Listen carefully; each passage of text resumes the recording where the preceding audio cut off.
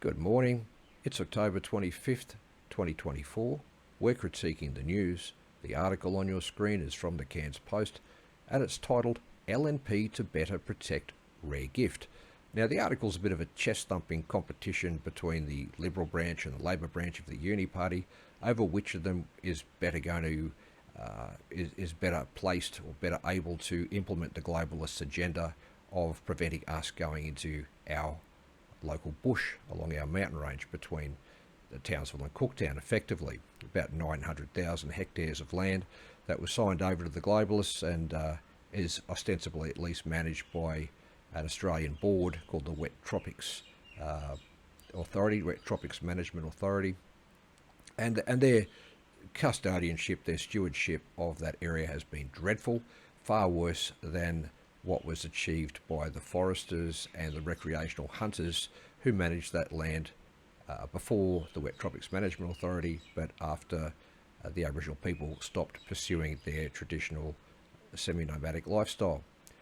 Now, the member for Barron River, Craig Crawford, allegedly, because this is coming from an employee of the Cairns Post, who again I struggle to call journalists, apparently Crawford said that the coalition's shadow environment minister, Sam O'Connor, is probably the only member in the LNP that believes in climate change.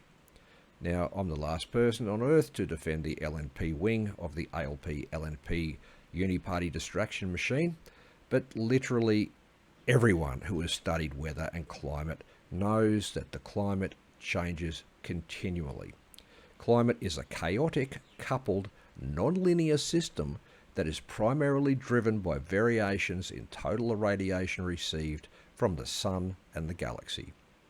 It cannot be predicted by current models for two reasons.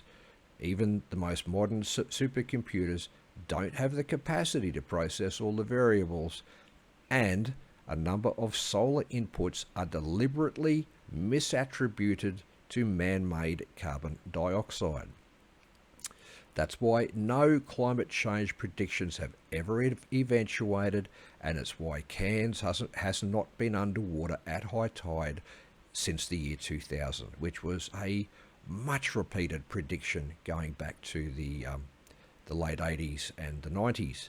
Now, leftists like Crawford falsely blame solar-driven climate change on Australia's baseload power generators, our coal-fired power stations, which is a bald-faced lie designed to collapse our free enterprise capitalist economy to default to global socialism. Crawford also falsely implies that the LNP branch of the Uni Party is somehow different to the ALP branch when both are working towards economic collapse and global socialism, just at different speeds. They're one party pretending to be two to give voters the illusion of choice, and sadly most voters will fall for it. Sadly, due to the immense brainwashing power of the left-wing legacy controlled corporate media and the infiltrated and subverted education systems, most people will clap like trained seals while the Uni Party takes away everything they rely on in modern life. If we don't get them out of our parliament, there's not going to be a modern life.